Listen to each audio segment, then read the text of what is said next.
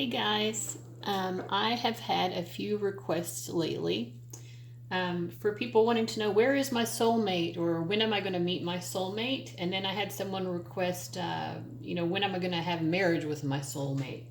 So I thought, if that many people are interested in that kind of reading, that's what I'll do. So I have a pick a card reading today, and we're going to look at, got some Palo Santo burning here. We're going to look at, you know, um, you know, how am I going to recognize who this person is? And, it doesn't have to be soulmate. This can be soulmate, twin flame, true love, but your ideal marriage partner. When are you going to marry that person? What's the path to marriage going to be like? And, so we're going to look at that journey for you, see what the journey is like, see who more about who that person is. And I'm excited about seeing where this goes. I think these are going to be sort of longer readings, so stick with me here. We've got three options. Your first option would be, this would be reading number 1. Look for the timestamps in the description and the comments. Pair of heart-shaped earrings. And for this number 1's reading, I'm going to be using the Cosmic Tarot deck. For number 2, we actually have a Valentine sushi roll, so it's like sushi that's arranged to look like a heart shape.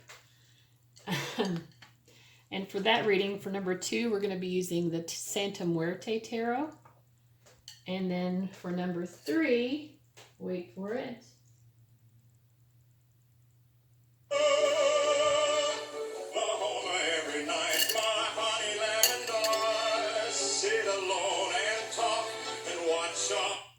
Yeah, so the heart-shaped Oklahoma keychain.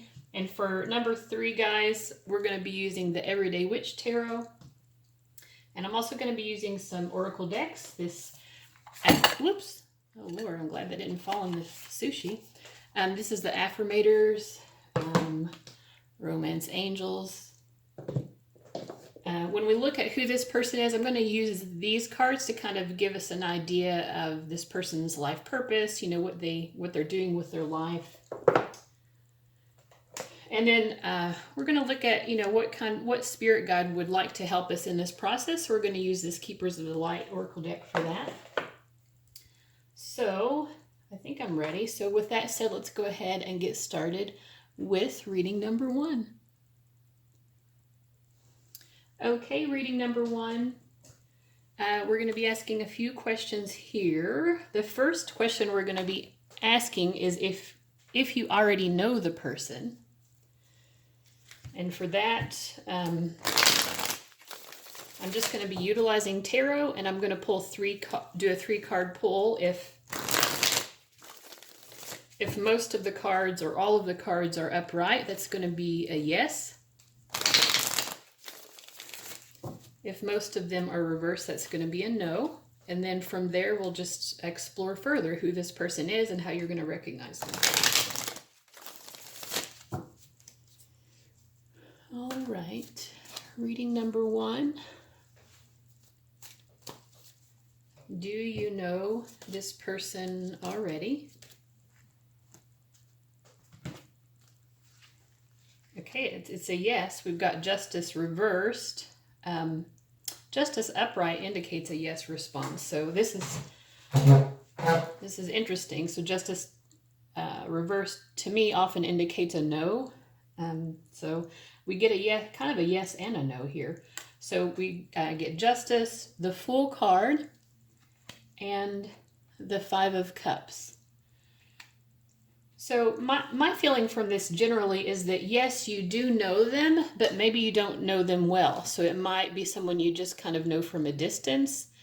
The Fool card indicates like new beginnings. So it might be someone who's just kind of in your periphery. So maybe you kind of know them. I don't get the sense that this is someone you're in a relationship with or that you have been in a relationship with.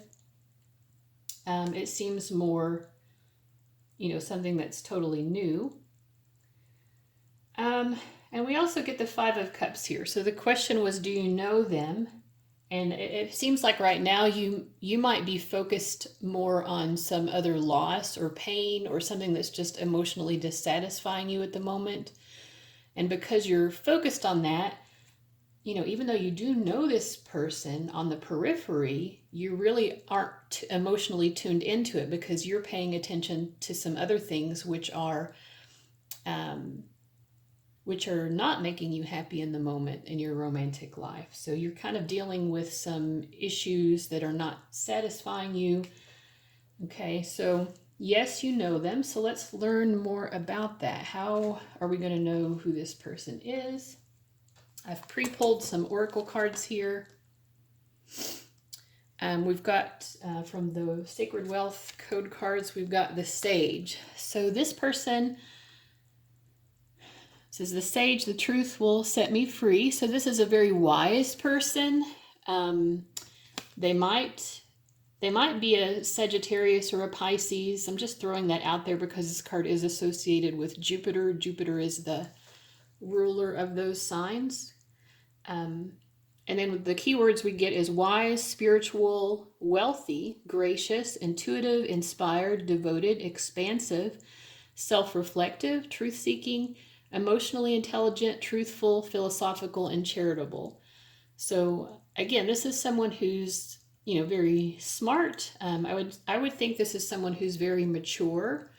They might be a little bit older than you, or if they're not older in years, they just they have some life experience that's really taught them some lessons, and they've learned from their lessons. So someone who's very mature. This might be someone who's a teacher, someone who's involved, maybe who does religious work, someone who's spiritual. It could be someone who does intuitive work. So those kinds of things. And if they don't do it for a career, maybe they're just drawn to those interests. Someone who's also drawn to philosophical interests. It could be a philosopher. But I do also get this person is very truthful and honest. So that might be especially nice for you guys, because my feeling is that you've dealt with a lot of liars in the past with the Justice reversed and the Five of Cups. And I feel like you're wanting to move on from that BS. You don't want to deal with those kinds of people in your love life anymore. You're wanting something different. Okay, so let me pull a few more tarot cards. Like, how do we recognize this person? What's this person like? And I don't know why I'm supposed to be using the Cosmic Tarot for this, but the Santa Muerte was up here on the table and I just pulled from it. So I'm just going to go with it. We get the Nine of Wands, the Four of Pentacles reversed, and the Eight of Cups reversed. So yeah, I mean, this person has gone through a lot in their life, and they've learned from it. In their life, they've weathered a lot of storms in their, just in their life in general, but also in their love life, which contributes to their wisdom because they've had to learn how to deal with hardship. We also get Four of Pentacles reversed. I'll show you the particular image for this card.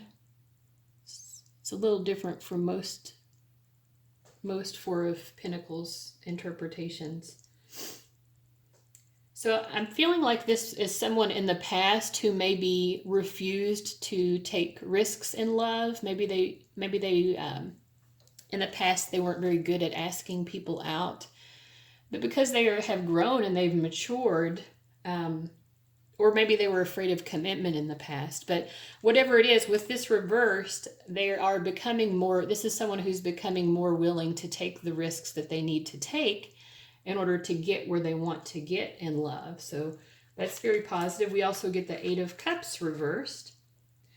Now the Eight of Cups is about someone who is moving on. This is a really beautiful image for this card.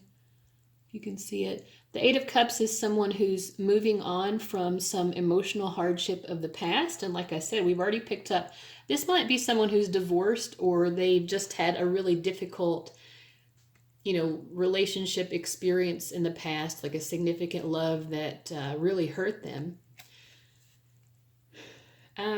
and they still have some lingering sorrow, but not very much at this point, because this was reversed.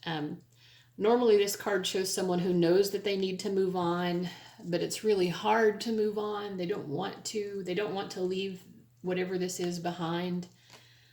But with the reversal, I'm taking that as someone who they've really processed that and they're ready to really just let it be in the past. So that's very positive in terms of this being your future marriage partner, because we don't want them bringing that kind of baggage into the relationship. Okay. And what else? Tell us more about what this person is like. What's their personality like? We get sevens reversed and the 8 of Swords reversed. I feel like this is a very spiritually oriented person. So as you like I said, it seems like maybe they're in your periphery right now, but as you begin to get to know this person, you might discover that they have a lot of spiritual insights, maybe some mystical insights. Let me understand, why is the 7 of Swords reversed?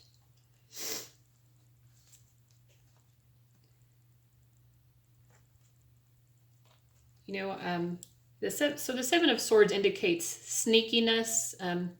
This might be someone who's either been sneaky in past relationships, maybe elusive, didn't want to commit. But with the reversal, I feel like they're seeing the error of those ways. And when I clarify it with the Ace of Pentacles, I feel like that's what it is. So we got the 4 of Pentacles reversed earlier. This is someone who is coming to a place right now where they're mature enough. I feel like they haven't really been mature enough to fully commit before. Even if they've been married, they weren't really committed to the marriage per se. But I feel like with you, they've done a lot of work on themselves, and they are ready to really be committed and to go the distance and really put the effort in. I get the 7 of Pentacles reversed as well. Let's pull a clarifier. And I get the Temperance. So, yeah, I mean, they felt like a failure in the past. They wanted to build a solid relationship. In the past, they've tried and failed and tried and failed, and they felt like a failure and given up. They may have chosen to be single for a while because... and the Sage gives that energy as well, as someone who might be sort of introverted and might decide, I'm just so frustrated with love. I'm just going to be single because it's easier. But with the reversal, I feel like, they've decided, maybe I do want to give love a chance. And as they're getting to know you, or they may already see this about you from a distance, but... as they're getting to know you, they see this is someone who I could really fully merge with, who I could completely merge with in a very mature way, in committed ways that I haven't been able to do before. We also get the 8 of Swords reversed. So with the 8 of Swords reversed and the 8 of Cups reversed, this person, I feel like, again, has really done a good job of eliminating their baggage from previous relationships. They're preparing themselves for you. Whether they know it's you or not yet, they know that they're preparing themselves for the real deal. So that's wonderful. Okay. And the next part is actually going to be the most fun part. I'm actually going to look at the journey of how you get from where you are now to the actual marriage. So how are you going to get from where you are now to the actual marriage? And what I'm going to do to read that,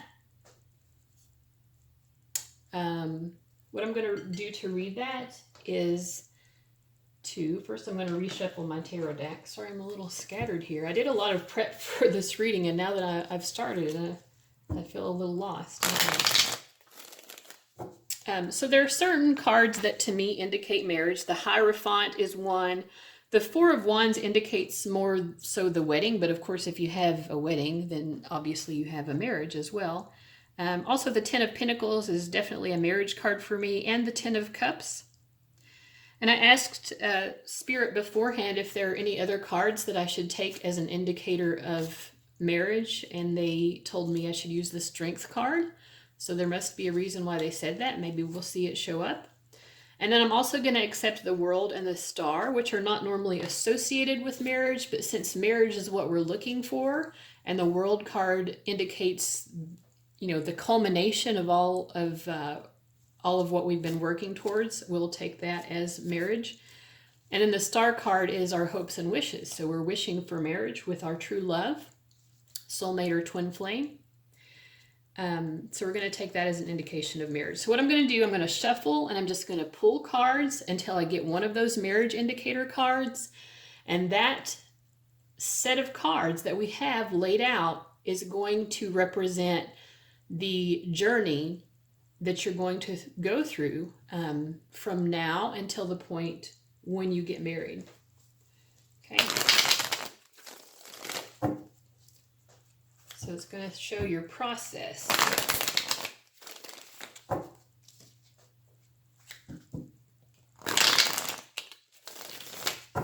Oops. Okay.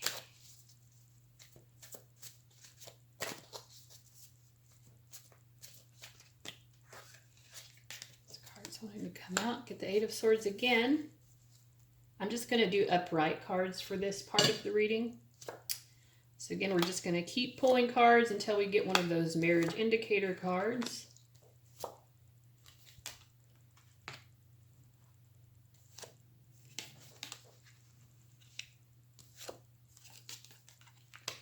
And of course, the longer the pathway that we create, it also shows us, oh, there we got the Star card. So 1, 2, 3, 4, 5, 6, 7, 8, 9. It took just 9 cards to get there.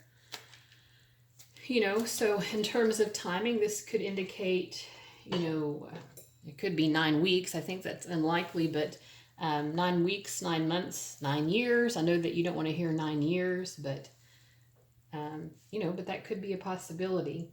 With the Star card as the card representing the marriage as well, I feel like that indicates in terms of timing that this is really divinely, there's a lot of divine timing involved in this. So you really need to trust that the universe does want you to have this experience of a true love marriage, soulmate, twin flame marriage. They want you to know what that is. They want you to be able to experience being fully loved, to let go of your fears. Okay, so I would say don't worry as much about the length of time it takes to get there. Just know that your hopes are going to be fulfilled. Okay, so in terms of your pathway to marriage, we're starting out with the Eight of Swords. So I feel like you, just like your marriage partner, who we already looked at before,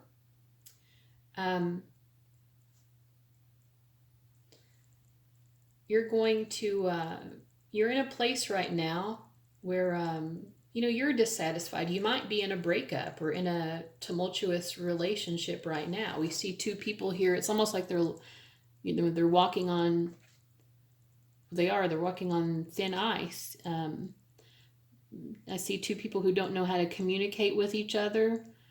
So this is not your marriage partner, but this is someone else, I feel like, who you're involved with at the moment, either in a relationship or, maybe talking to them. Or just someone you have an interest in, and it just doesn't seem to be working, and you're in your place a lot, in your head a lot, with a lot of fears about it as well. Next, we get the Seven of Wands. The Seven of Wands to me indicates, moving on from this. This is someone who's like, I have the will and the patience and the perseverance to stand up for what I deserve. I deserve to have certain experiences with my, romantic partnership, and I'm not willing to settle for less. I do see as well, so we get 3 court cards in a row here in terms of your journey. So there might be, 3 other significant love connections that you, or 2 significant love connections you have before you meet the real one. Now these cards, this is a male, this is a male, this is a female. You don't need to fixate on that part of it. These are just kind of archetypes, personalities. So I see, this first person, who is not the person you marry, is someone who is very in touch with their emotions. This is someone who also, they have a good poker face, in terms of their emotions. They know what their emotions are, and their emotions are very strong, and their emotions dictate everything that they do. But they're so protective of themselves because they are very sensitive and they get hurt easily. So this person, they don't move directly towards what they want. Sometimes they can be very hesitant to go after what they want. And yeah, so let me just ask as a clarifier, why is it not going to work out with that first person? And I get the Empress card, and I'm drawn to this picture of the bird offering a ruby in its mouth. So I feel like, and you're not looking at the bird, you're just doing your own thing. I see you here as the Empress. It's either like you don't like what they offer or they don't offer it directly. Like I said, this is a very indirect kind of a personality. So they may just not be, telling you how they feel in the way that you really need a love partner to do. And next we have the King of Swords. So this is a very different personality. This person is much more rational. They're more detached from their emotions. They approach relationships more like a contract. To this person, a relationship is about rules. Like, okay, we're in a relationship, so that means you can do this, but you can't do that. And I can do this, but I can't do that. That kind of thing. That's sort of how they view relationships. It's all about rules. What are the rules? What are the agreements that we're making? This can also be someone who, because they're not very in touch with their emotions, sometimes they're not very aware of other people's emotions, and they can speak in ways that are pretty hurtful. So what causes this connection not to work out? We get the Four of Cups. So I feel like it's just, people are just kind of dissatisfied. I feel like with the Four of Cups, this might be something that kind of lasts for a while. This might be an energy that you're in for kind of a long time before you finally decide, I really don't want this. I've been trying to convince myself that I want it, but ultimately this just isn't right for me. Finally, we get the Princess of Wands. And I was thinking before that this might be a representative of the person who you marry, but it also can just be a representative of your energies when you get to that point of becoming more involved with your future spouse. Let me get a clarifier. Okay. So this might be, I'm taking this as the point, and it's followed by the Seven of Cups. So I feel like this is kind of like a make or break point in your journey towards marriage, where you're just like, I can't take anymore. I've been accepting unhealthy or just love connections where we're not compatible. I've been accepting this stuff for so long, and I know that I deserve more. I'm attractive. I'm adventurous. I'm active in life. I pursue my passions, and I just can't take it anymore. So I'm also sensing that you might experience a pretty dramatic breakup with someone else before you finally get to your marriage partner. Next, I get the Seven of Cups. So I see you going through a period, maybe after this breakup, where maybe you could be just more interested at that point in like casual sex connections, or like, that kind of thing. It might be also a time in your life where you're just, you're so caught up in your emotions and kind of in kind of a codependent, addictive kind of way. This can also indicate love addiction. So someone who's addicted to the feeling of falling in love, addicted to those strong emotions of being in love.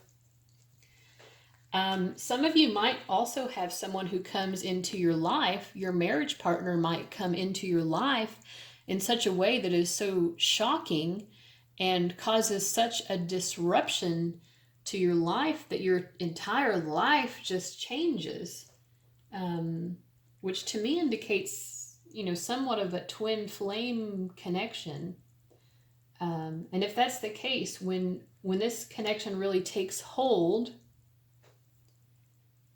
it's very confusing. It's just very emotionally confusing, and it's very difficult. It takes you through all of your fears. And with the Six of Swords, it takes you finally beyond them, because I do see healing. I see people who are like, wow, I didn't even realize how afraid I was of, true love. I didn't realize I was afraid of it. I thought that that's what I had always wanted, but I realize now that I was terrified of that. Because once you have it, then there's always the possibility of losing it. You see in this card, this guy is down here on the ground. He's like, it's almost like he's crying out to God. He's at the end of his rope, but in his head, he's thinking about this love connection that has been so beautiful and wonderful. But he just feels devastated emotionally. So this person that comes into your life, they bring up all those fears, and that happens so that you can heal the fears. And again, prepare yourself for love. You both are in that process. And then I get the Two of Swords. This is the point of peace. So you've done your healing and you're in a place of peace. You've gotten to that place where you can really trust that if this is what I choose, then this is what, this is what the universe is going to give me. And then we have the Star card, and you do get what you've been asking for. So that's your journey. So I would say, to summarize, I feel like you are going to have some unhealthy and unsuccessful love connections first, perhaps a couple of relationships first before you get involved with the person who's going to become your spouse. But it's going to be a beautiful marriage. You're going to be very healed by this process in ways that you didn't even realize you needed to be healed. Now, I do want to backtrack a little bit, because when we talked about how you're going to recognize this person, I forgot to use these oracle cards, which I had pulled. So these cards are going to tell us also a little bit more about who this person is. Okay, and how you're going to recognize the connection. Okay, love yourself first. Let go of control issues, and very soon. Well, very soon makes sense because we already know that you have met the person. So very soon to me indicates, you're going to start, let's just pull a clarifier. What's happening very soon? Ooh, the devil, which is not negative here. I feel like you're going to recognize this connection, who this person is, or at least that you have an attraction to them. It's very soon that you're going to recognize, whoa, I'm really into this person. I'm very strongly attracted to this person. So that recognition is going to happen very soon. Some of you might already be attracted to this person, but like I said, it seems like it's very much in the initial stages at this point. We also have love yourself first. Your self-respect makes you more romantically attractive, and I feel like that's going to be part of that healing journey that we talked about before. Also, letting go of control issues. Allow this situation to unfold naturally. Like I said, divine timing is going to be a major aspect of your journey. And that can be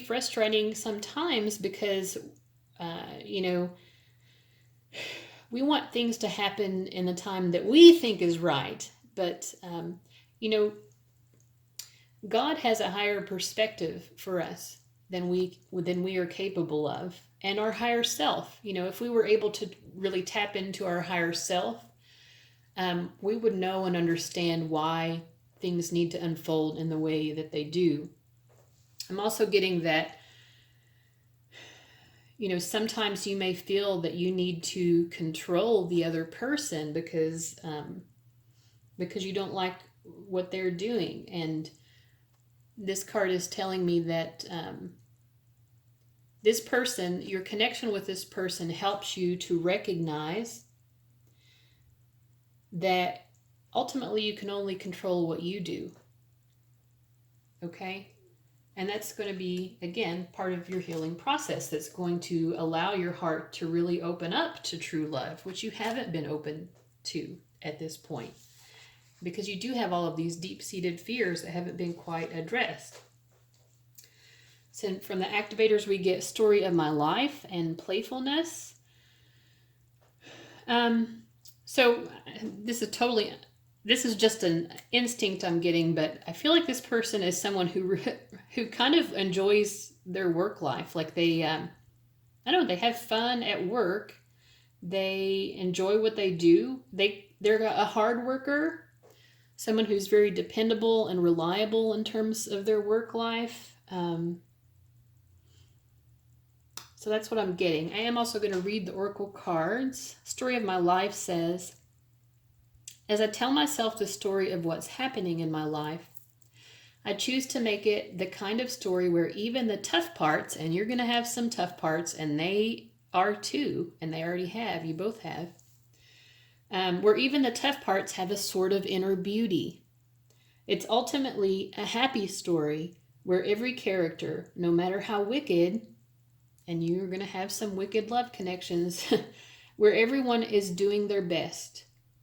And let me tell you, it'll be worth it when I earn that Pulitzer Prize for Best Inner Monologue. So also I get that this person is very self-reflective. I picked that up before, that this, to me, this person comes across as more of an introvert.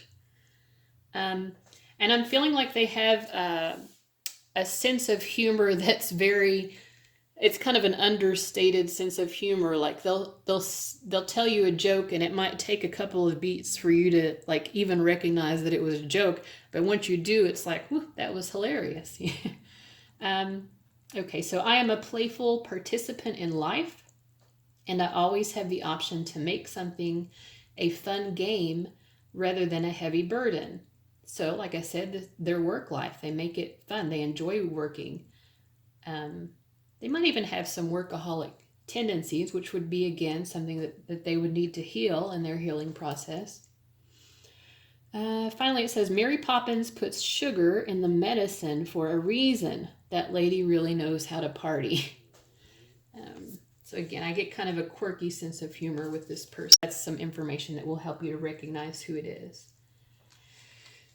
Okay.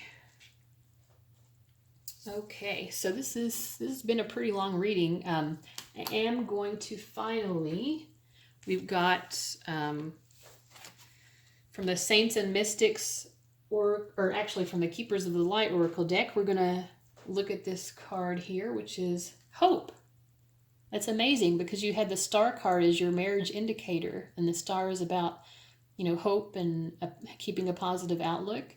It says hope, love, and acceptance. Love is yours. Recognize your divine worth. Choose loving thoughts. You know, keep yourself in that frame of mind that this is going to happen. You know, I kind of like to think of it in terms of, you know, if I know not everyone watching this celebrates Christmas, but we all know what Christmas is. So when you have all of those packages under the tree, let's say it's December 1st and you're eyeing those packages and you know that some of them have your name on them, and you're like, oh, I'm so frustrated because I can't have that package yet. Okay, but do you realize that just because you can't open the package on December 1st, that doesn't mean that the package isn't still yours? You know, can't you take comfort in the fact that this gift of true love and a beautiful true love marriage is already yours, whether you're able to open it yet or not. It's there. It's there. It's waiting for the right moment. And the right moment isn't now. There is a process to get there, but that package is yours, and you are going to open it at the time that is right. So keep yourself hopeful. And this the book for this has some pretty good meaning. So I'm going to read a little bit here. It says, angels are gathering around you in a celebration that you are finally willing to see how loving and lovable you are. Hope is here with her legion of love angels, guiding you to see that you deserve loving relationships, loving experiences, and loving acceptance from the world around you. It seems that you are really moving beyond the limitations that you once had in this department. And we saw that before with the Tower card, where you have that moment. Maybe some of you have already had that, and maybe some of the other cards we got were more of past energies, but there's like this light bulb moment where you're like, I'm not going to put up, I'm not going to keep getting involved with people who I'm having these same patterns with. I'm just not going to do it anymore. So anyway, you deserve loving experiences and loving acceptance from the world around you. It seems that you are really moving beyond the limitations that you once had, but know that whenever you do question your worth, you can call on hope to shine her golden light upon you. Your angels want you to know that they love and cherish you, and they're grateful that you're giving yourself the same support. So Hope is an angel, so you can call on her specifically if you are feeling sad or feeling down in this process. You can also just call on angels in general. Angels are always ready and available at any moment to help you in times of need. Okay, so that is the reading for those of you who chose the heart earrings. I hope that you enjoyed that. Let me know in the comments if that gave you any particular insights into your love journey. And I'm going to go ahead and move on. Thanks, guys.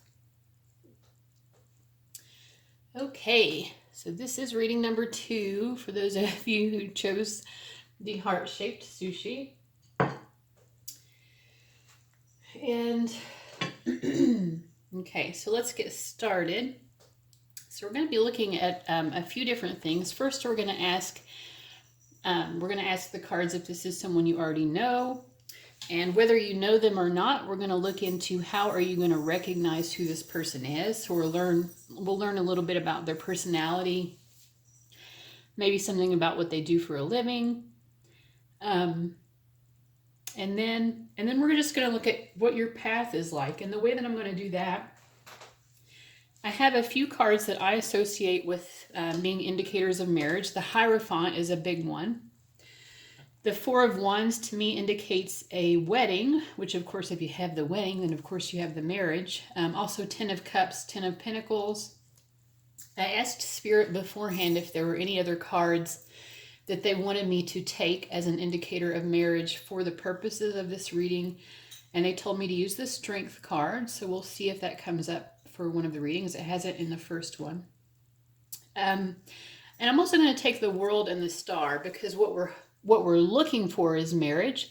And the World card indicates the culmination of all of our efforts. So I'm going to take that for the purposes of this reading to indicate the marriage. And then the Star card as well is your greatest wish being fulfilled. And so your wish right now is for marriage with your true love, soulmate, twin flame. However you want to think about that. So when we get to that point of the reading, what I'm going to do is just pull cards until I finally get one of those marriage indicator cards. And so that pathway of cards that we're going to create is going to kind of tell the story of how you come together into this marriage. And and then finally we're going to pull a card to kind of get a message from a spirit guide who would be willing to assist us in our love journey. Okay, so we're going to go ahead and get started here. So first, like I said, we are going to ask,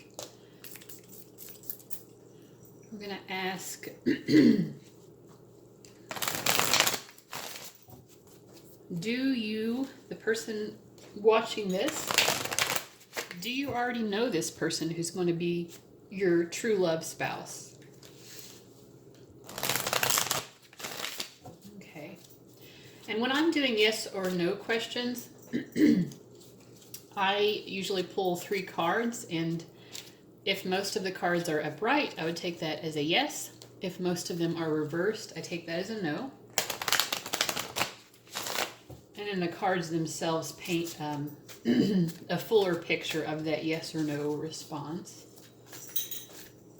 But either way, we'll look at, how can you recognize who the person is? Okay, so we got 3 cards here just off the top of the deck. And they are all upright. Oh my God, and we already have the Hierophant. Of course, the journey we're going to look at later. But wow. Yes, you know this person. Are you already married to your true love? I don't know. I get the Ace of Cups, the 3 of Swords, and then the Hierophant. Wow. So yeah, I mean, you definitely already know this person. You might already be in love with them. You know what? We have the Ace of Cups, the 3 of Swords, which indicates a breakup, and then we get the Hierophant, which is the marriage card. So maybe this is someone who either you had fallen in love with before and it just didn't work out, or you were in love with them and actually had a relationship before and you broke up, and you're going to get back together with this person from that you had a previous relationship with and actually get married. So yes, not only do you know them, but you've actually been involved with them before, or you've just had like strong feelings for them in the past, and maybe the two of you got separated, or just for whatever reason you couldn't or weren't able to get together in the past, but Spirit is saying that you will be back together with them and you will be married. So dang. So the Hierophant came up pretty quick for you guys. All right. And that, for me, that's kind of the number 1 marriage indicator. The second for me is the 10 of Pentacles. I would say the third is maybe 4 of Wands. I also really like the 10 of Cups. For me, the 10 of Cups kind of depends on what's depicted in the actual card. But anyway, so let's look into who is this person. How are you going to know who they are? So we get the Magician. I am a master manifester.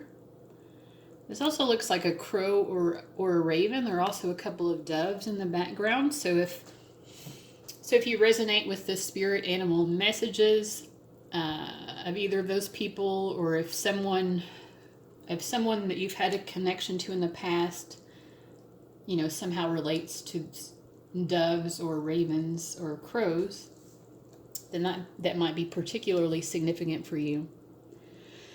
But anyway, the keywords here are acquisitive, alternative, intelligent, conscious, creative, magical, intuitive, inventive, alchemic. I don't know if it's alchemic or alchemic. I don't know. Technical, artistic, dynamic, psychological, synthesizing, eccentric, and charismatic. Well, there are any number of occupations that a person could have with this card, but whatever it is, they're really good at accomplishing whatever their goal is in life. They're very good at utilizing whatever resources they have available to them in order to meet their goals. Alternative, this is probably someone who's not particularly mainstream, so they might be a little bit off the beaten path, a little bit quirky. Technical, it could be someone who's involved with some kind of technical career, like I don't know. I mean, there's so many careers that could be thought of as technical, but also artistic. Could be an inventor, somebody involved in psychology. I get it, alternative and also eccentric, so, and charismatic. So it's someone who's kind of quirky, but in a way that's very likable. Let's pull some tarot cards to clarify. What do we need to know about personality, etc.? We get the Judgment card, the Nine of Wands, that came up in the first reading as well, and then the Ten of Cups reversed. Gosh dang it, you've already gotten 2 marriage cards, and we haven't even gotten to that part of the reading yet. Okay, so Judgment.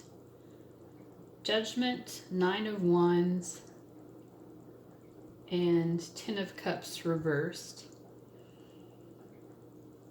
So no, we already discussed that this is probably someone you've had some romantic involvement with in the past. And like I said, I'm going to use the word involvement in kind of a vague way. It might have been a relationship. It might have just been a love connection. And when I use the word connection, I just mean there's an obvious mutual attraction and mutual pull towards each other. You know, whether that culminates in a relationship or not. We've all had those experiences where we know that we and the other person are really into each other, but it doesn't really get beyond that. So anyway, we know you've had some kind of connection to them in the past. And in terms of Judgment, I feel like this person has gone through some changes in their life. You know, since the two of you parted ways. Some of them may have had children. Some of them may have experienced actual loss of a loved one.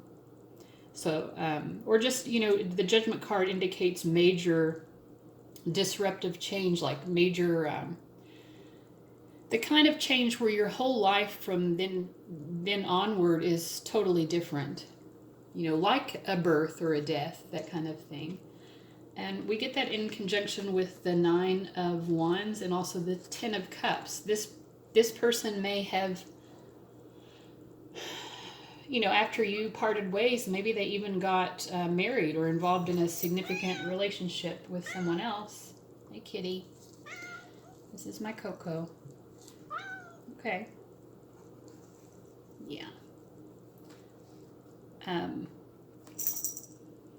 Yeah, so they... Oh, cat, come on now. Let's get down.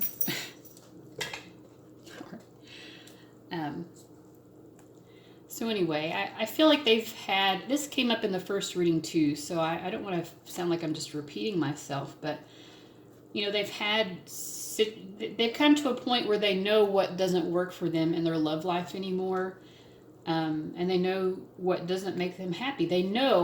They're recognizing that they've never had this Ten of Cups.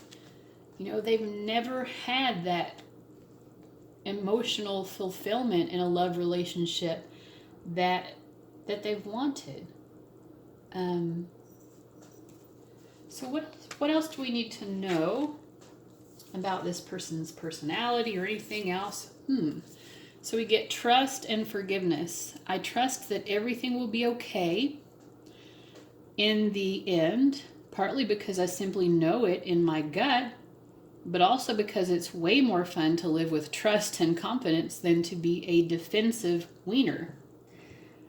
So this might be someone who struggled with being kind of defensive, and you know, they're willing to move blindly forward in life and trust that that they can come into a love relationship even if they don't know exactly how it's going to happen. I'm getting the message that Spirit... hold on just a second, guys. Okay. I think she was smelling that sushi, so I had to take it away. Okay, so...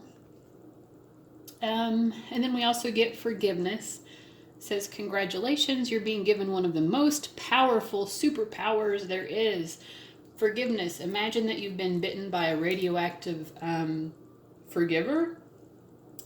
The point is, you suddenly have the ability to forgive people for their flaws, their bad days, their unkind moments, and their mistakes. And the best thing about forgiveness is that you can apply it to yourself too. That's nice to do. Have fun wielding your new power. But remember, with great forgiveness comes great inner peace. With the Magician card here and the fact that you all had a connection in the past where there was heartbreak and separation, I feel like they are... Now, I'm not saying that you necessarily have to be forgiven for anything, but usually with the Three of Swords, both people have been hurt. You know, so from their perspective, there might be things that they were holding grudges about, and eventually they have been able to come to this place of forgiveness. I feel like they're also forgiving themselves for the mistakes they made in the past that the two of you have shared. So yeah, I still don't think that I'm getting a strong sense of their personality, though. We're getting a lot of information here about the connection, but I want to know more about their personality. So Spirit, let's get some cards about personality. Okay, King of Swords, King of Cups. It's so weird. These two cards came up in the first reading as well. You might benefit, guys, from going back and viewing the first reading, but it isn't necessary. I mean, and then also we get the Fool. Same card in the first reading as well. Different decks, but this is so strange to me. Okay, so King of Swords, King of Cups. They came up in the first reading in a different way, but... And the Fool. So, you know... I think this is someone who they might appear to be a little foolish. You know, they're offbeat and eccentric like we got before. Excuse me. So sometimes you might feel like they're taking silly risks, like they're just going off and doing some like totally off the wall thing, and it feels like they're just, you know, kind of insane. It's like, why the hell are you all of a sudden bungee jumping and skydiving or whatever it is?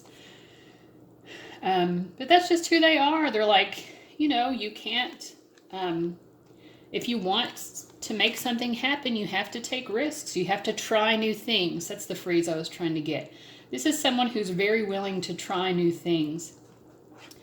But they're very mature. Like, they know what they're doing. They really think things through. This is also someone who's really matured. I think this is a highly intelligent person as well. In terms of personality, I feel like this is someone who's really smart. But they also are really in touch with their feelings. I think this is pretty here, how they have this little heart-shaped locket on his chest. Someone who's very in touch with their emotions. You know, these are very kind of different personalities, but these different personalities exist within this same person.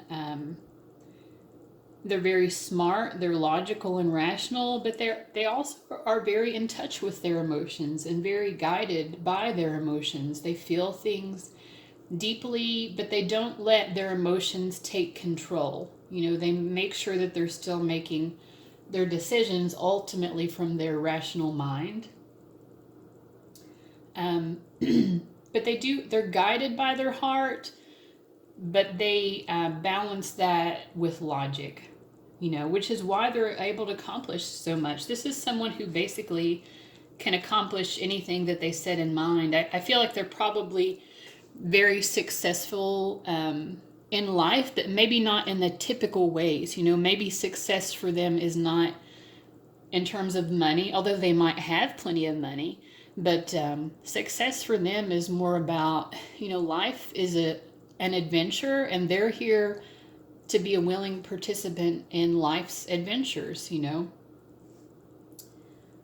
So, yeah. So that was good. Thank you, Spirit, for giving us a little bit more about their personality. I'm also going to look at some Romance Angels cards, which will help us learn more about this person and also just about your connection. Keep an open mind, true love, and calling in your soulmate. I mean, these cards are not based on what we've, I mean, this is a very, I'm thinking this is, you know, this says soulmate, but I feel like it's more true love. And as we know, if you watch a lot of YouTube readings, you know, readers always point out that there's not a twin flame card in this deck. But this is that kind of relationship. I'm feeling like it's more twin flame because you've been pulled together in the past, then you were pulled apart, and you're going to be pulled back together. But it says to keep an open mind. This person has a very open mind. They're very open-minded, very open to unique and different and, you know, the kinds of personalities that are on the edge of society, like, you know, prostitutes or people who actually do magic tricks or people who are involved in witchcraft or, you know, people on the edge of society who just don't quite fit into normal traditional roles, you know, whatever, you know what I mean. So this person is very open-minded. I feel like they also like to impress people romantically. You know, they don't have a need to impress people, but if they like someone, they do like to share their thoughts and ideas with them because, like I said, this is someone who's very smart. They have a very strong mind. And this person is different from the usual type of person you're attracted to. So that's something that can help you to recognize them. This isn't the typical kind of person that you normally fall for or get involved with. Obviously, you have fallen for them in the past, but even then it was like, wow, this is not my normal type. This person, this is unexpected in some way. But yeah. This is your true love. And I feel like even when you knew them in the past, or when you know, in the past, you also felt that way, like, I don't understand why I feel so strongly for this person, but I do. You knew even back then that this was your true love. And then it didn't work out. So maybe then you put it in the past and you thought, well, I thought it was my true love, but I guess not. Well, you were right. It's just part of the twin flame process. You have to be separated because the healing that you need to experience in order to be ready for the relationship, truly ready for it, can only happen if the separation occurs. So this is wonderful. I'm going to do a little bit more spritzing. This has some sage essential oil, some bergamot I just put in there today. I normally just do sage, and then some water. Okay, so we're going to reshuffle the deck, and then we're going to look at your journey to love. And like I said, I'm just going to keep pulling cards until I get to one of those marriage indicator cards. And then from there, we're going to read the journey that the cards are showing us.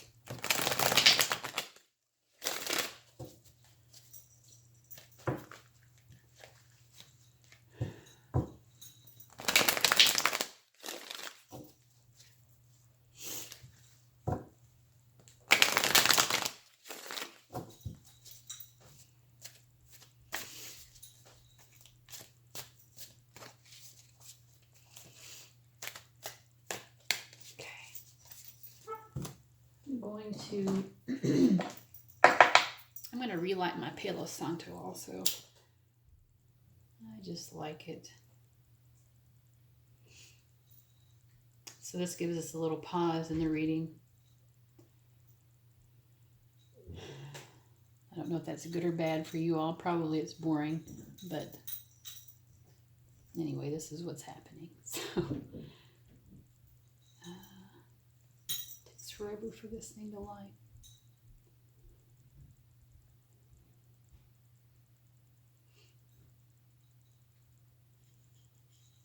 So while we're waiting for this, I just would like to remind you that I do love to hear your comment, or read your comments. I don't hear them, I guess. But I love to read your comments about how the reading resonates for you. So please share that. If there's something already that's resonating, go ahead and make a comment while we're pausing. But now, of course, I'm ready. So anyways, thank you for being patient. All right, we're going to keep pulling cards. I'm only going to pull them upright for this part of the reading. So we get Justice. You know, sometimes Justice can indicate marriage. For the purposes of this, though, I'm not taking it as a marriage indicator. It can also indicate divorce, or just legal matters in general, or karma, or anything like that. But the first card we get is Justice. Two of Wands. A lot of people see the Two of Wands as a twin flame connection. Three of Swords again. The Chariot. The Ace of Cups has appeared twice in your reading today. And my cat Coco has appeared twice in your reading today. Eight of Swords. Six of Cups. It's often a reunion card. Come here. Two of Pentacles. A lot of people see that as a twin flame card as well. So this is definitely a twin flame connection I'm feeling. Nine of Cups. Now this is also a wish fulfillment card, but it's just not strong enough for me to take it as the end point of the reading. Three of Wands. So already I'm getting the sense that this is a long journey. And then we got the Strength card. Now Spirit told me before I started that I should take the Strength card as an indicator of marriage. And here it is. It has shown up. All right. So let's look at your journey to love. I'm just going to get a clarifier for the Justice card, and we get the Page of Cups. I choose another clarifier. And the Two of Cups. We've gotten every two except for the Two of Swords. My cat is really wanting some attention from me. Okay. Kitty, come on. Let's see. So your journey is starting with Justice. Let me see. So, well, Justice, Justice can indicate a marriage, or not a marriage. Well, yes, but what I meant to say is a relationship. You know, we have scales that are balanced. It's also about balancing karma. So we have Justice with Page of Cups and Two of Cups. It feels like your journey starts with, you know, you have a connection with this person, like I said, where you kind of just know. Justice is also about knowing, like knowing this is it. This is a yes indicator card to me when it comes up upright. So in the past with this person, you knew. I've already said this, so I'm not going to dwell on it. But in the past, you knew this is my person. This is the person that I'm meant to be with. And then for whatever reason, it didn't turn out. This, you know, in this card, the Justice is also the Grim Reaper. You know, so we got that, yeah, you knew it was the right person, but it still ended. And then we get the Two of Wands. I feel like you continued to know. You know, there was an ending, but you continued to know for some time. You still just knew in your heart, this is the person, even though we're not together anymore, we're not around each other more, whatever it is. I just know this is my person.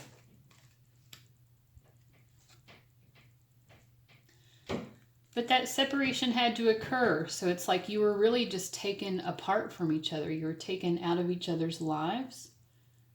And I feel like both of you were very hurt. You were both very hurt by the process, and you had to mourn the loss of this person, the loss of the connection that you felt so certain of. And I also feel like, so this skeleton is sitting on top of this other skeleton, stabbing them in the back. And this one is down here, and they're looking at this sword.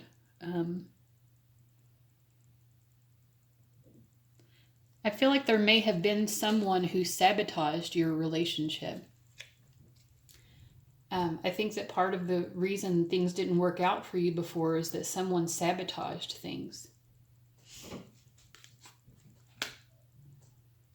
Next we get the Chariot, followed by the Ace of Cups.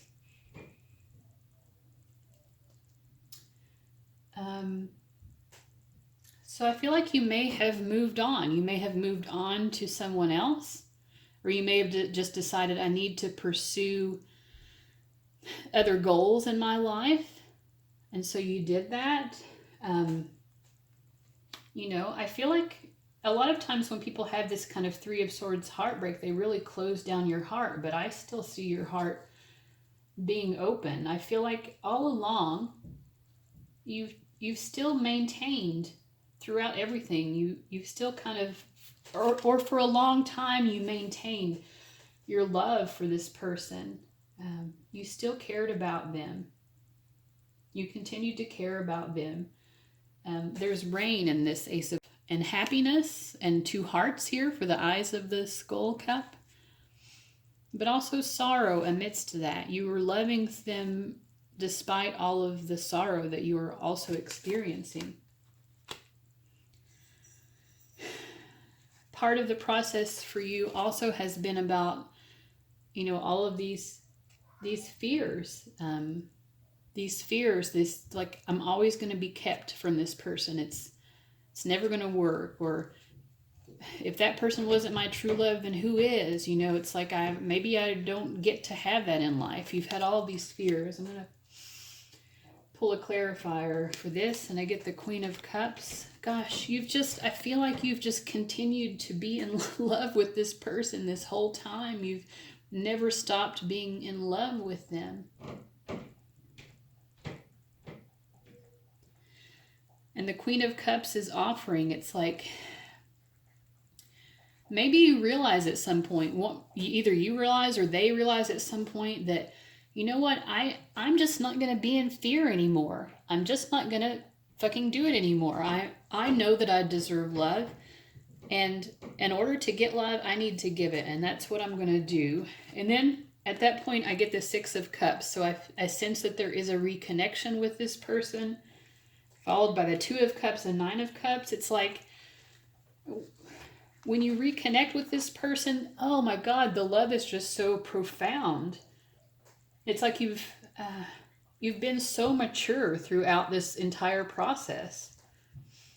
I would expect in the separation part, we have the Three of Swords, which is the separation itself, but you really just kept on persevering with the Chariot card. You're like, I know this is hard, but I'm just going to keep on moving forward in life. I'm just going to keep on moving forward. I feel like you've kept the faith. You've really kept the faith all along. And once this reconnection happens, it's just beautiful. I don't get anything negative. It's like once you reconnect, everything is very positive. And then we get the marriage with the Strength card.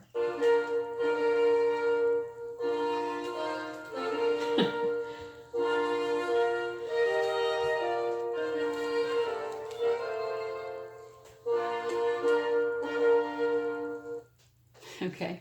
So, yeah, I don't know what else to say. It's just like a beautiful journey of love for you guys. It's, I kept thinking this is twin flame, and I still do, but you guys must be very spiritually attuned, because I don't see a lot of the distress that you normally see when someone goes through, the twin flame process. We get this one card, the Eight of Swords, but even when I pulled my clarifier, it was a positive, loving card. So it's beautiful. I mean, you've manifested this marriage that you're eventually going to have with your true love because you never stopped loving and caring for them. You've both forgiven each other for any heartbreak that you've experienced. I think you also you both recognized that there were other factors, maybe other people who kept the two of you from being able to be together. Kitty, I feel like, come here. Come on. Yeah. Okay. Well, Coco is in love with your love story as well. She wants to lay right on top of it. But yeah, I mean, I get, the Three of Wands and then the Strength card. Also, just FYI, this is the physical attraction, the physical, your sex life is going to be amazing. So that's just a little final note for you guys. And then finally, we're going to pull this spirit guide that would like to help you with your love journey. If you want to call on Melchisedec, you can do that at any time. This card says, higher learning. You have learned from experience. Very true. You have learned. You've been very mature. But it also says more inner study is now required to further progress. So even though you are very spiritually mature, you are being asked to go further. Let me just see a little bit here about what the book says. For Melchisedec. Okay. So Melchisedec is a high priest who is mentioned in the Bible's book of Genesis and many other sources too. He's here to assist the earth through the ascension process. And I just find it important to note that the twin flame process is about allowing ourselves to ascend. And they say the ascension process, which is basically moving everyone and everything back to a state of love and harmony. He appears with bright light around him and a long white beard to match his ancient high priest ways, and is said to have his own order of light-filled priests who are able to help spiritual people develop their gifts and qualities. As he works on a high energetic level, we can connect with him through sacred geometry and by focusing on ancient star-shaped symbols. That's interesting. Finally, I'm sorry, my throat keeps gurgling. If you're hearing that, I apologize. But I'm just human, okay? Excuse me, gosh. Okay, it says, you have learned so much to this point and are learning more every day. You are recognizing all the great lessons your experiences and challenges have brought to you and are preparing for a transition of inner ascension where you will move beyond another level of fear and enter the inner sanctum of your heart and soul. Become aware of patterns, ancient symbols, and signs being sent to you from the universe. There's a sense that you are now able to focus in a new way and offer great light to the world. Again, that's all part of the twin flame process. You're being brought together in order to offer some sort of assistance to the world to also help in this ascension process. Melchisedec and his order are with you now, leading you towards spiritual wisdom. Meditate and connect with their light. So yeah, this is going to happen, but in order to assist the process, you really do need to focus on your spiritual growth. Working with your psychic abilities. What was the other thing? Let's see. There was something else here that I felt like I wanted to comment on. I don't know. Patterns, ancient symbols, and signs. So you're already receiving these signs and lots of confirmation of this love. So just, recognize those signs when you see them. I feel like you probably already are. I feel like, those of you watching this, you're already very spiritually attuned, and you probably already know that this is going to happen. If you don't, get yourself in that mindset, because it is. So let me know in the comments. Tell me something about your twin flame story, because I feel like that's what this is. Let me know how this resonates for you. Make sure to subscribe if you haven't already, so you can get my future readings. All right, so thanks guys, and thank you for watching. I'm going to go ahead and move on to number 3.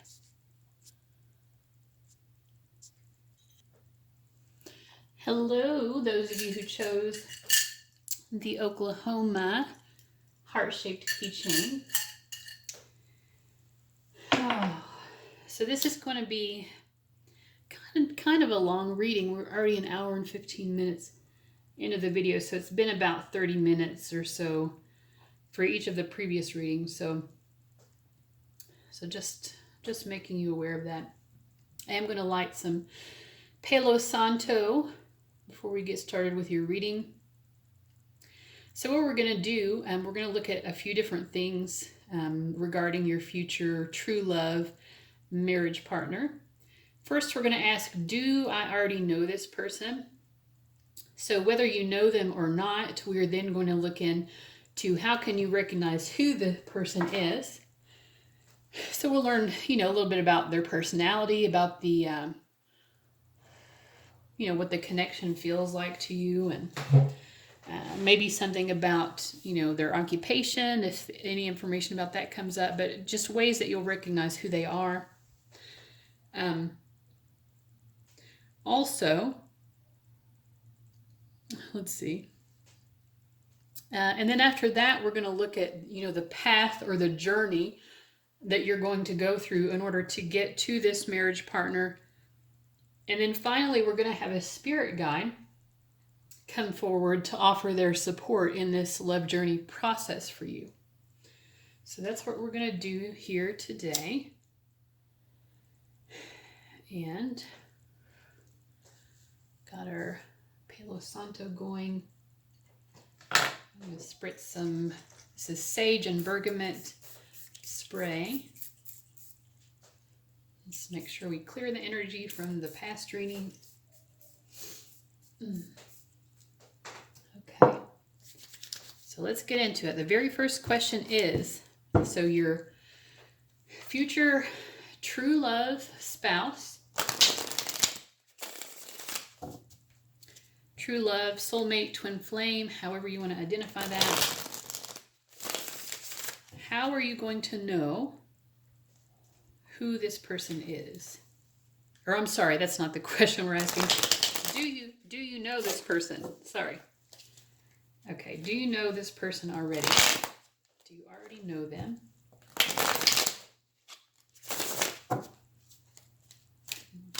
Do you already know what they already meant?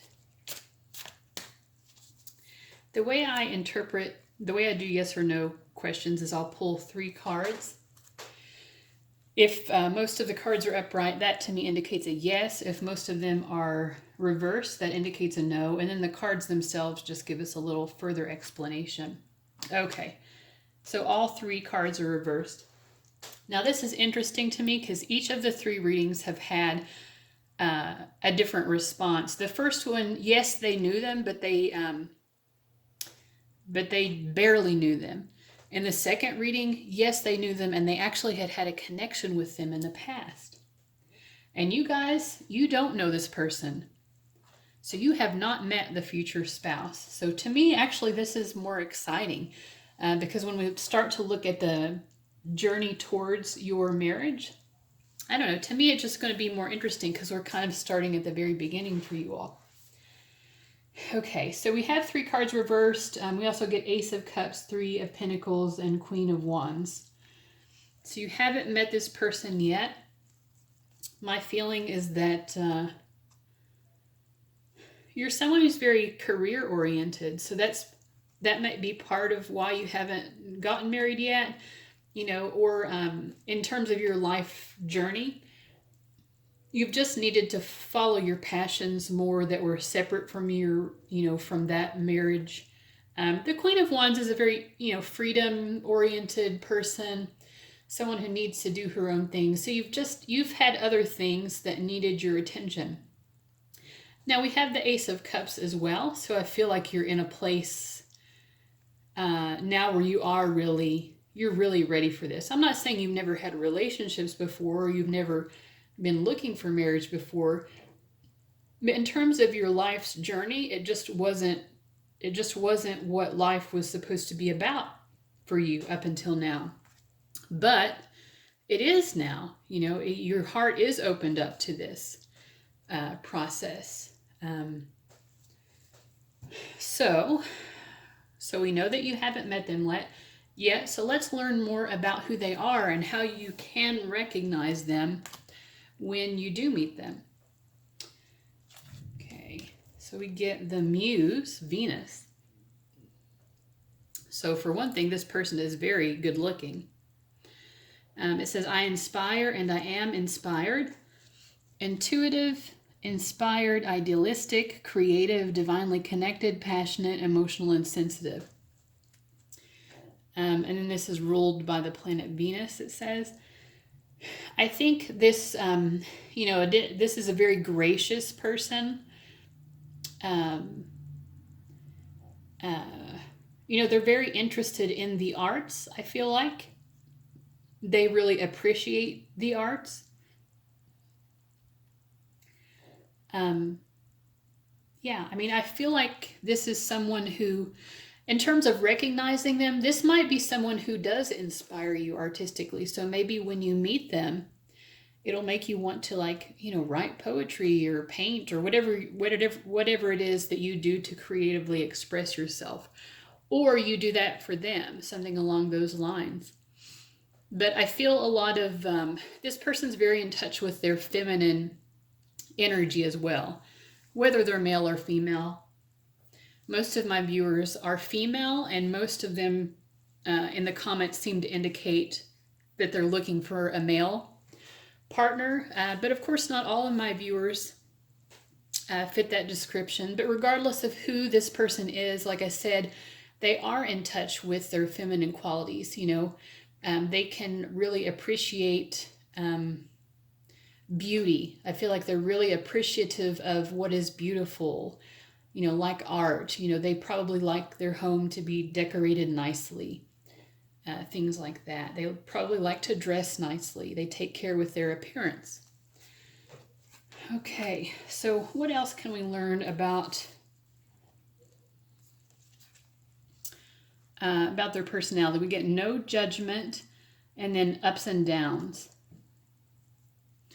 I release myself from any and all judgments. I find my inner critic, call it into my office, and tell it to take a vacation. As it leaves the room, I let out a sigh and begin to enjoy the joy of simply being. Who hired that guy anyway? And then we get ups and downs. I see life as an incredible ride, and I'm lucky to be on it. Yes, the ups and downs make me want to puke sometimes, but they're also what make things fun and interesting. And when you look back, even puking on yourself makes for a good day. So I feel like this is someone who goes with the flow pretty easily. I feel like this person really makes other people feel comfortable. I'm getting that as well. And I apologize. I'm having some weird issues where my throat is gurgling and stuff. So if you're hearing that, I apologize. There's not much I can do about it. I'm already in the middle of the reading and I'm going to finish it. So anyway, so I'm going to pull a few tarot cards as well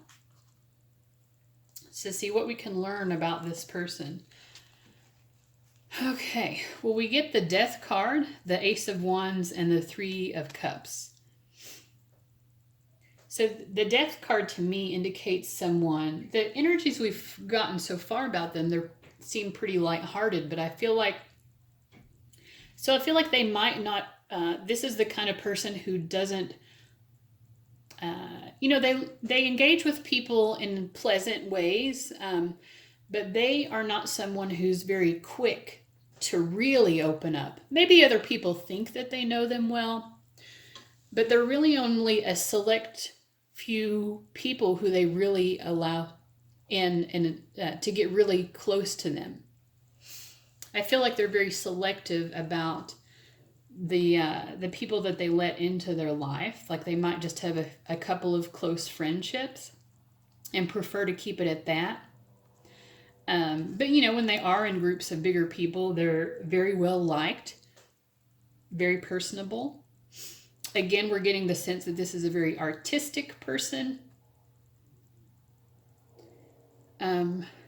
So very artistic, creative, interested in the arts, interested in creating beauty in the world. What else can we know about this person so that the viewer can recognize them? We get the 5 of Wands, the 4 of Swords, and the Page of Wands. I feel like this is someone that, when conflict is going on, and this is part of why they're so selective, because they just don't like to deal with the drama. It seems so petty to them. So it's like, if these other people are wanting to have drama and conflict, this person you're asking about is just like, I would rather just go home, be alone, be away from everything, and just find my inner peace. Inner peace, I feel like, is very important to them. And they struggle with it somewhat because, they can sometimes be judgmental of others because they don't like this, they don't like the drama, like I said. And so they can be judgmental of people who are more dramatic. But also this person is critical of themselves. So I feel like they have to actively work at calming that self-criticism down. But overall, this person has a very calm energy, very tranquil. I feel like they have a very calming presence. And we got before that this person was inspiring. So I think they get people to see that there are pathways available to them that maybe they hadn't realized before. You see how this little orange cat is like, come with me, let's go this way. And the witch is like, I don't know if I'm ready for that. So this is someone who can really guide people towards, just go for it. If you've always wanted to, if you've always wanted to sing, or if you've always wanted to publish your writing, or if there's a degree that you've always kind of wanted to go to, whatever it is, they're like, why are you still just thinking about it? Why not just go ahead and act on it? So they're very good at motivating people. So yeah, this seems like a really great person to be around. I would think that they're extremely well liked. So that would be one of the ways you could recognize them. So I'm also going to look at some romance angel cards, and that will help you to recognize more what the romantic connection is going to feel like when you do meet them. Romantic feelings. Your feelings are real and worth exploring. So some of you, when you meet this person, you might doubt it at first and think, is this, there's something about it. Let me see. Something about it that makes you wonder if it's real. Okay. So I feel like when you meet this person, yeah, you're attracted to them and you feel like the attraction is mutual, but it's like there are some red flags that come up as well. Like there's something about this person that reminds you of an experience you've had before that was negative in your love life, and you're very on guard. You're like, okay, I think I'm really feeling this person, but I feel a little reserved. I feel a little hesitant. There's something here that I'm just not sure about. So when you first meet them, or when you're getting to know them, you know that you have feelings, and you can kind of tell that they do as well. But you're also like, let's just slow it down a little bit. Okay, and we also get free yourself and forgiving and learning. It's time to take back control of your life. As you release and heal the past, you experience more love in your present moments. So I feel like when you're meeting and getting to know this person, like I said, with the Nine of Wands, you've had some difficult experiences.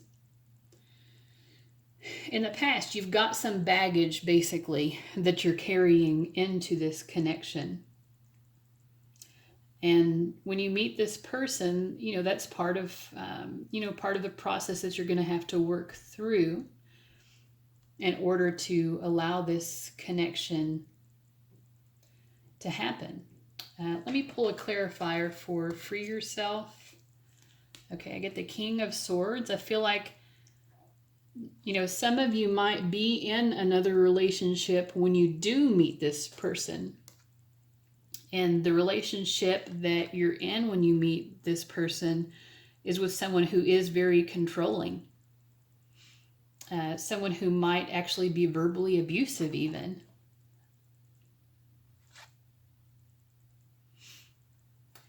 It's also about, being able to think for yourself. I feel like some of you maybe,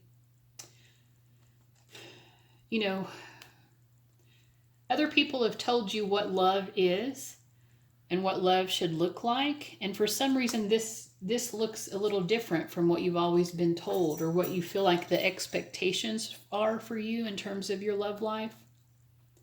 And so you really have to just be strong in your sense of self with this connection. Let's pull a clarifier for forgiving and learning. Okay, so we get Page of Pentacles, which is a card about learning. Some of you might meet this person, I'm getting in a workplace, but also some of you might meet them at school, in college, or some of you might actually meet them traveling as well. Okay. All right. Anything else about this person? I'm just going to pull one final card because I think we've gotten a good sense of their personality so far. Anything else about their personality? This is the Eight of Wands. This is someone who, they have very calm presence, but at the same time, I feel like, their emotions and passions do get worked up sometimes, especially when they're falling in love. It flusters them. Fluster is the word that comes to mind. But I also get the sense this is someone who's involved in a lot of different things. They have maybe a lot of hobbies, but they're a very active person, very actively engaged in life. They've got a lot going on. A busy person, someone who's very busy. Okay. All right, so next we're going to look at the journey, and the way that I'm going to do this part of it, one thing I'm going to get back my tarot cards so I can reshuffle. We are going to I'm just going to shuffle and keep pulling cards until I get to a marriage indicator card. And then we're going to stop and we're going to look at the cards that we've pulled up to that point, which are going to tell us about your journey to your marriage with this person. And the cards that I see as indicators of marriage, for one thing, the Hierophant. That's the biggest one for me.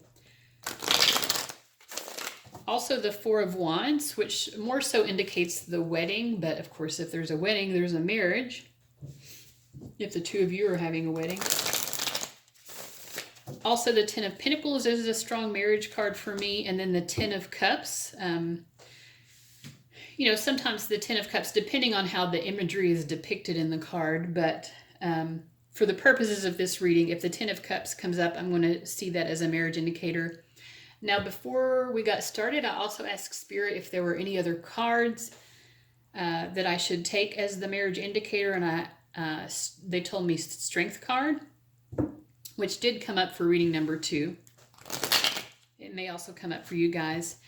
And I'm also going to take the World and the Star card as marriage indicators just for the purpose of this reading, because our goal is marriage. And the World card is about, the culmination of all of our intentions and, everything that we've been working towards. It's the ultimate outcome card. So, and then the Star card is sort of like the ultimate wish fulfillment card. So if our wish is for a true love marriage, then of course I'm going to take that card as the marriage indicator card. Okay. Now there may be other cards that some of you associate with marriage, and that's fine. But, this is just my intention for how I'm going to approach the reading. So, all right, let's get started. So we get 3 of Cups. The Sun card, that's a beautiful card. The Chariot. The Queen of Swords. And for this part of the reading, I'm also just going to take upright meanings. So we get the Page of Cups. We get Death. That's come through a couple times for us here. It's come through once before. Ace of Cups. You saw that at the beginning of your reading. The Tower. The King of Wands. Now, the more cards we pull, of course, the longer your journey is going to be, which is fine. I'm going to move this up here just to make more space. The Ace of Wands. The 8 of Cups. So far, I feel like your journey is longer than the other 2 readings. 9 of Swords.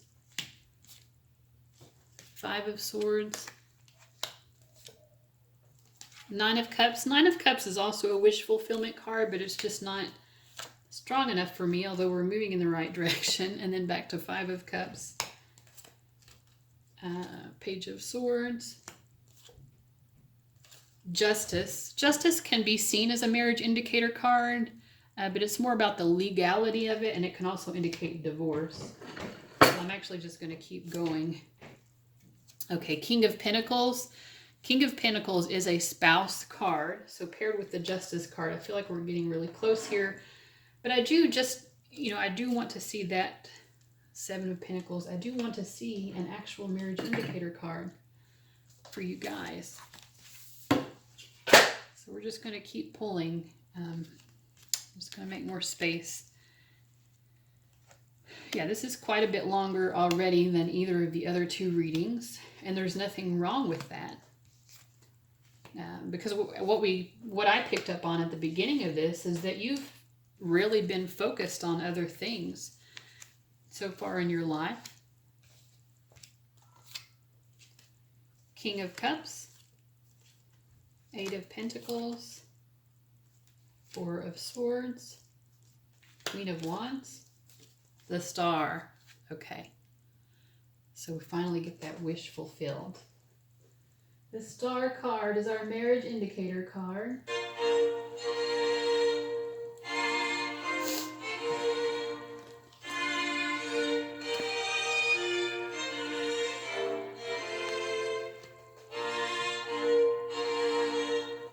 Okay.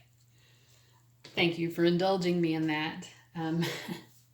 Okay. All right. So there are a lot of cards up here. This is a long journey. Let's count. 1, 2, 3, 4, 5, 6, 7, 8, 9, 10, 11, 12, 13, 14, 15, 16, 17, 18, 24 cards. If those are months, then you could be maybe two years away from your marriage if you wanted to think about it in terms of timing. But I think sometimes people get a little bit too hung up on the timing of when, but 2 years could be a possibility. Okay, so let's start here. So we start with the 3 of Cups. Let's see. I'm trying to think which card is going to be the moment when you meet this person. I feel like right now, with the 3 of Cups, okay, I'm going to take the Ace of Cups as that moment, really. Maybe that moment when you meet the person. So you've got some stuff to do before that. So Three of Cups, I feel like you're enjoying your life right now. You might be dating, open to dating, but also making sure you spend time with friends and enjoying that. So you're having a good life. It's coming up here next to the Sun card, which also, there are 3 women here dancing, 3 women here dancing in this Sun card as well. I feel like if you're out there just being a participant in life, being socially involved. And then we have the Chariot, and then I like this particular card because it has this added element of choice. It's almost like a version of the Lover's card in a way, because we can either go this way or we can go that way.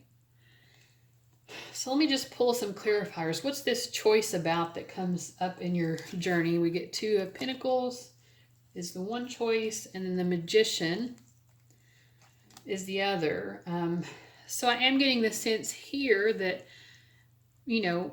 before you meet this person, your focus really is on kind of like maybe your career or life purpose.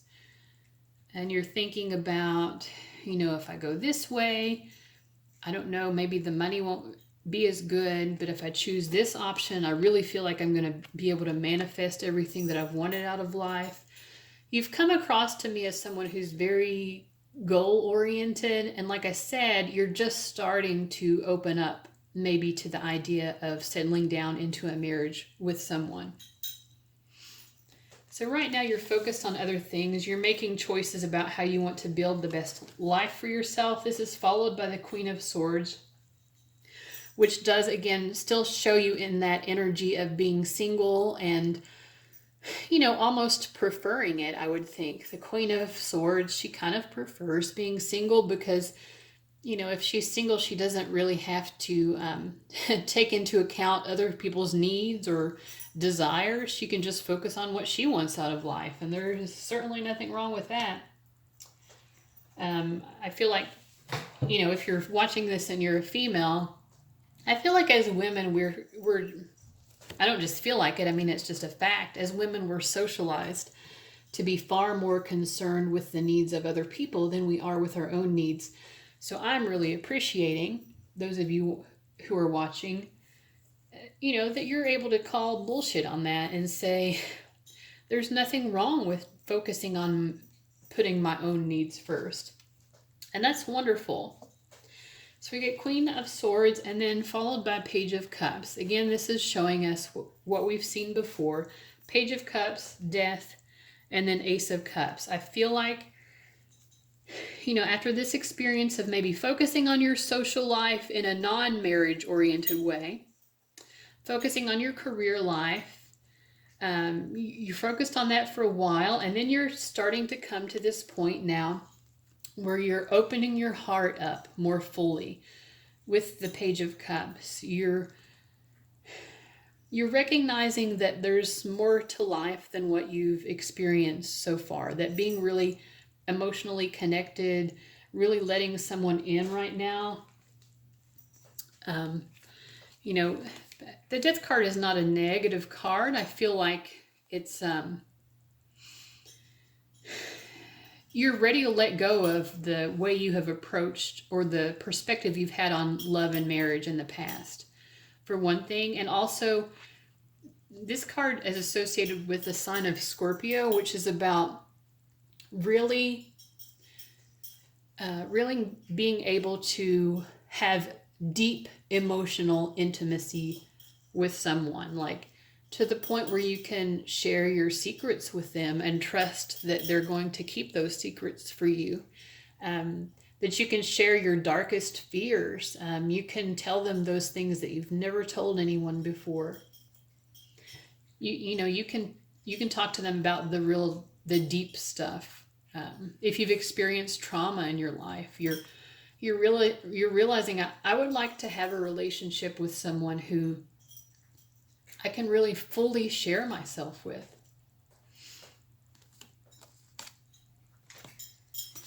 And I think that coming to this point is what really opens you up to this new way of life. So we get the Death card, the Ace of Cups, and the Tower. It's like you really are just ready for something different. You want to let go of your old ways of being. Those old structures that you've built in your life regarding romance, you're done with that.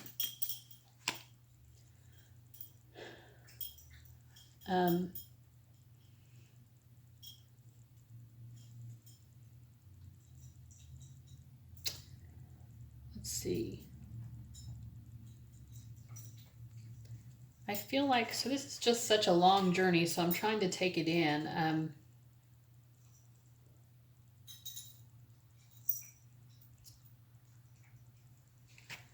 You know, I feel like this King of Pentacles is going to be the person. So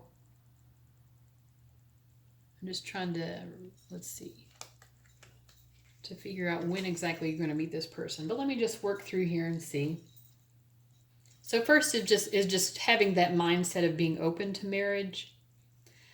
But I think even though you're open to marriage, you still want to be able to have freedom. You don't want to be restricted by a relationship. You still want to be able to explore, maybe to travel. I feel like there might be someone along the way who you do some traveling with, that this person may not be. There might be another relationship that you have, or a romantic connection you have before you get to your marriage partner. And this is someone who allows you to have that freedom. They like to have that freedom as well. Might be a creative person, someone who can appreciate your own creative qualities and vice versa. This King of Wands can also be someone who's pretty domineering though. Which I don't think would fit very well with your personality, because you're also very dominant. You don't want someone bossing you around, which the King of Wands can do, because the King of Wands is very set on his own goals and agendas, and he kind of just assumes that whatever his life agenda is, you know, whatever he wants out of life for himself, he just assumes that everyone else is going to want that for him too, and that because they want that for him, that it's going to be best for them. So of course they're going to be on board and do everything they can to support his projects and goals, to support his passions. So this person might be interesting to you at first because, you know, because you have some similarities in terms of, you might have some shared interests, some shared passions, and you both allow each other that freedom. But ultimately this, I feel like, is not your person. We do get the Eight of Cups here, and that just shows you recognizing that. The Eight of Cups in relationship readings is about recognizing, yeah, I had a lot of emotional investment in this, and I really enjoyed it, and I don't want to leave it behind. I have trouble moving on from this, but I also know that I have to. For my own emotional well-being, I have to.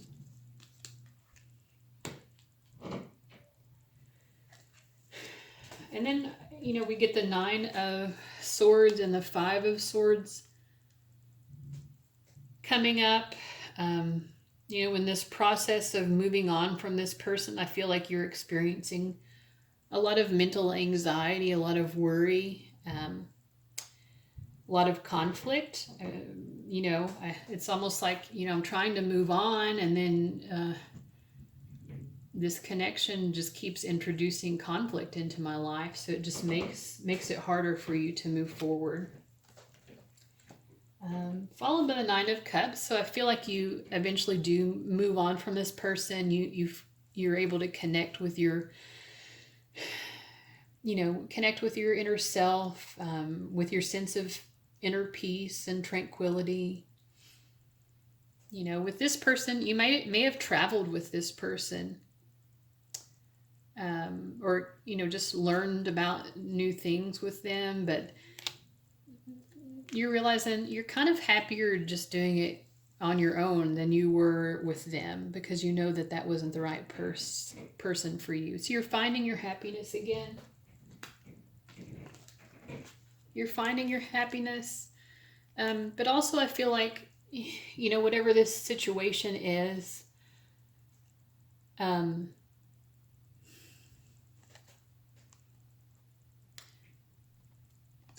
kind of cool how these cards match up to each other, isn't it? So it's like, you're happy to have moved on, but it kind of leaves you a little bit scarred, because it makes you feel like, you're starting to open yourself up to love and marriage, and it didn't work out. It's like I finally was open to it, and I just got this horrible experience. I thought this was a great experience, and it ended up being just miserable. And Spirit just wants you to recognize that if you focus on these cups, there are 3 cups here that are overturned, but right behind her, there are 2 cups still there. There's also a almost full bottle of wine and a lobster and some balloons and a cute little cat. Not everything has been lost here. That didn't work out because that wasn't the right person. That doesn't mean that you're right person. We've got 2 cups here. The 2 of Cups is a card about a love connection as well. You're focused on this thing that didn't work out, and not recognizing or not appreciating that your true love is still there in the future for you. I do think that you do gain that clarity, though. At some point you realize some of you may even have to get divorced from this person. So you might have multiple marriages before you get to your true love marriage partner. But I also feel like, justice is served. So whatever negative relationship experiences you've had, I don't want you to be in the mindset of retribution or that person got what was coming to them. Because anytime a relationship doesn't work out, both people have failed in certain ways, and both people have succeeded in certain ways. Everyone was doing their best. But you're having a lot of insight you're learning from the relationships you've had that have failed. You're learning what doesn't work for you, and you're also learning what does work for you. And you're also learning what you need in order to be compatible with someone, and what you need in order to experience harmony in your relationships. And I feel like it's at that point when your marriage partner, this person who is dependable and reliable and solid and financially secure, a good provider, not that you need it, because you can create your own prosperity, but someone who's not going to drain you or ask more of you than you're able or willing to give. I feel like that's the point after you've had some clarity about what went wrong for you in your past relationships. Then that clarity, it sort of like clears the air to allow in this new grounded romantic partner, the King of Pentacles, the ultimate husband. If you're looking for a husband, and if you're looking for a wife, this is your ultimate wife. Dependable, reliable, someone you can count on when you need them. And I feel like,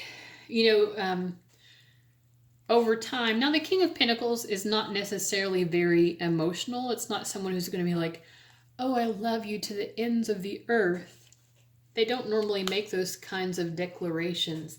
They demonstrate their love more in actions, Like if your car breaks down and you call them, they're going to show up and help you with your car.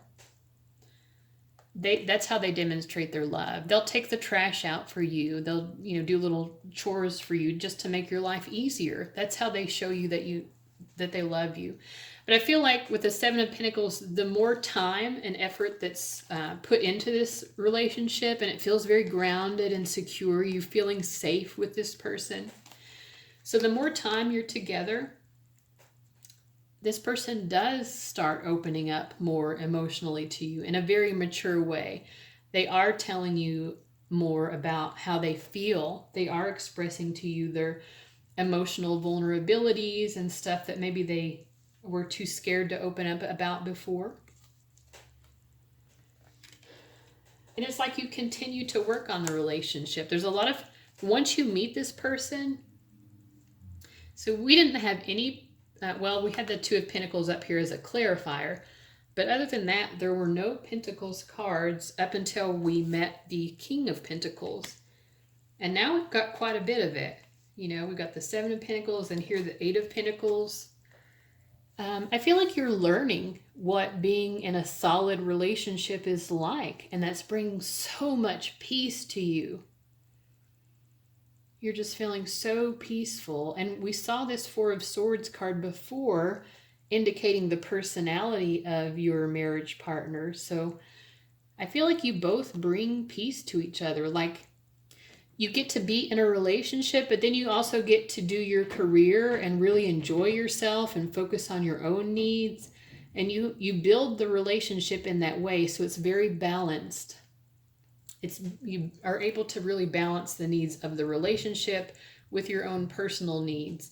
And that creates a very calm and nurturing environment for both of you. Also, the Queen of Wands here, you are still, you're still able to do your own thing. You never had to give up the freedom that you were so scared of losing.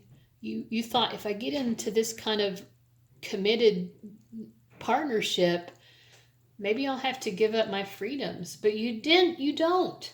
It's like this person, they're like this firm foundation that you can always return to. So you can go off and explore, go to a conference or a retreat, go travel somewhere, start a new career. You don't have to, sure, you might want to talk it over with them, but you don't have to ask this person for permission. They're always going to be there for you, no matter what decisions you make about following your life purpose. They're there for you. I feel like they're there for you and they're fully supportive of you. I feel like you might have with this person kind of a long engagement. I'm getting that sense. Maybe not for all of you, but I feel like you're someone who needs maybe that long engagement to really acclimate yourself to what this kind of relationship really is. Because sure, you've had relationships. Some of you might have even been married before, but it wasn't like this. It for sure wasn't like this. And you just, once you realize I'm safe with this person, I can still be who I am, and still have the security of knowing that they're always there for me. They're not going to leave me. That's the moment. That's the moment when you fully surrender to this and say, okay, yeah, I want to be with this person for the rest of my life. I know that God sent this person to me, that this was meant to be. So that's really beautiful. It's a long journey. Your journey is a long one, but, long but worthwhile. The King of Pentacles did not show up for any of the other readings, and I always see that as really kind of the ultimate marriage partner. So you're going to snag a good one. Okay, so we've done the journey for you, and we have, where did that go? Is it here? Yes, Holy Amethyst. Okay. So this was your oracle card from the Keepers of the Light Oracle deck, Holy Amethyst. This is a spirit guide that you can call on at any time to assist in your love journey. So it says, move beyond current challenges, focus on what you desire. And that's interesting because that's exactly what we were getting from the cards. You've had challenges, and you've focused on the challenge of building up other areas of your life, but now you're desiring a marriage commitment and you are focused on that. Let me see what the book says. For Holy Amethyst, we'll also learn a little bit more about who she is. Holy Amethyst is the twin flame of Archangel Zadkiel, the angel who helps us transmute negative experiences, like the relationship that didn't work out for you, negative experiences into love and learning. He is and we saw that before, you're learning from that negative experience and having insights into what you want and don't want. He is the keeper. It says he is the keeper. I would have assumed this was a female. Oh no, they're talking about her twin flame Zadkiel. Okay, Zadkiel is the keeper of the violet flame, which helps us release anything that is no longer serving us. Holy Amethyst also enables us to look over our past fears and challenges and draw wisdom and learning from them. Unlike Zadkiel, for many years, she was not mentioned in spiritual texts, and I believe this was because her miraculous support was not needed on earth as it is now to connect deeply with her light. Hold her namesake crystal. So if you have an amethyst stone or any amethyst jewelry, they're telling you that this can kind of help draw in this love connection or just support the love journey process. It says you are ready to move beyond energies or situations that are no longer helpful to you. So some of you might already be moving on from that negative relationship and or marriage. It says you may feel a real need for clearing out, not just mentally or emotionally, but physically too. There is a sense that you are moving beyond challenges and forging golden opportunities. I see that definitely with the Queen of Wands.